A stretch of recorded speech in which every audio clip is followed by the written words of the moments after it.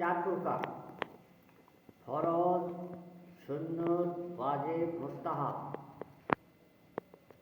ফরজ গোসল কাকে বলে?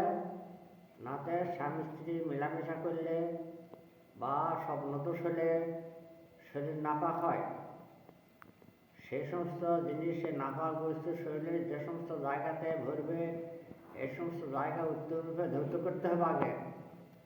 তারপর তার নামে 3 ফরজ: নিয়ত করা, তারপর পাত মেরে হাত মেরে দেখেছিস তো, পাত মেরে হাত মেরে মুখমণ্ডল মোছাহ করা 2 নম্বর। 3 নম্বর হচ্ছে পাত মেরে হাত মেরে 2 হাতের কোণের তক পর্যন্ত মোছাহ করা।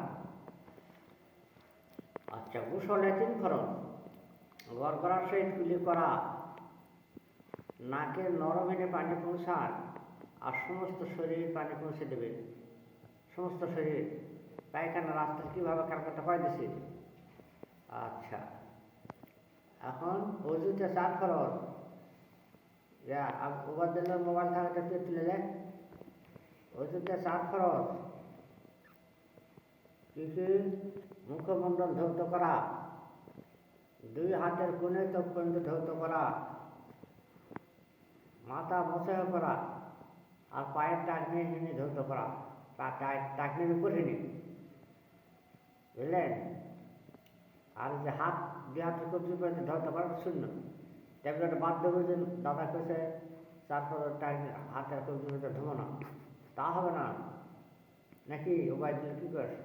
ওবায়দুল্লাহর বড় বাপ হয় আর দাদা হয়? হয়, তোর বাপ মায়ের দাদা হয় না? না। আচ্ছা, এখন গোসল গেল।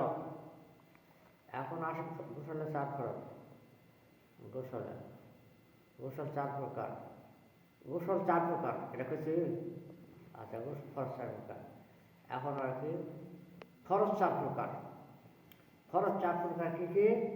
নাতে এই ফরজ আইন। ফরজ আইন প্রত্যেক নর কিংবা নারীকে মানতে হবে, বুঝলে? তার নাম ফরজ আইন। প্রত্যেক নর কিংবা নারীকে যদি না মানে তার পাপী হবে। মানলে